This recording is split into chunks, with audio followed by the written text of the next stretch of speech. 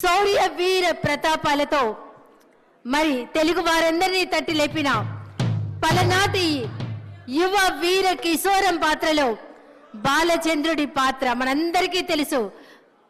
అమాత్యుడిగా అంతకు మించినటువంటి గొప్ప నటులు వారి పర్యాటక సాంస్కృతిక సినిమాటోగ్రఫీ మంత్రుల వర్యులు గౌరవనీయులు శ్రీ గారు బాలచంద్రుడు ఏకపాత్రాభినయంతో తదుపరి మన ముందుకు రాబోతున్నారు. ఒక్కసారి గట్టిగా కర్తాల పల్లెతో పాటి ఆహ్వానిద్దాం.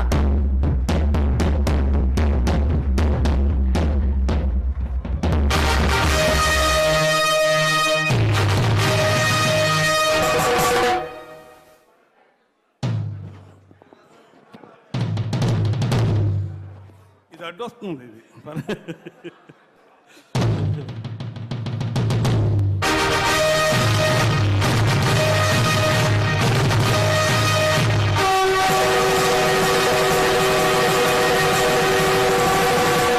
అదే రణభేరి.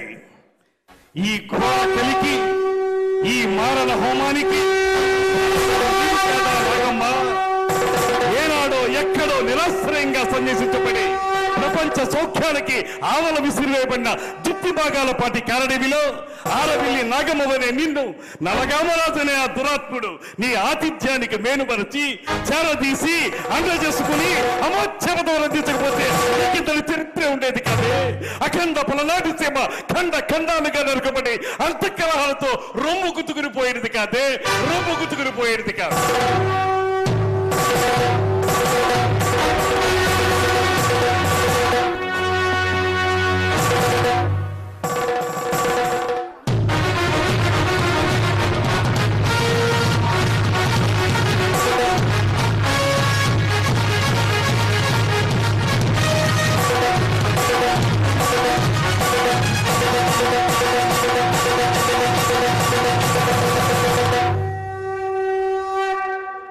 అలుపన్నది లేకుండా ఆశాంతం అద్భుతంగా పలికిన బాలచంద్రుడి ఏకపాత్రాభినయంలో అలా వచ్చి ఇలా మెప్పించినటువంటి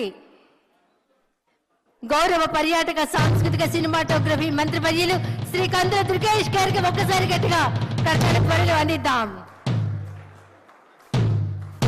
తర్వాత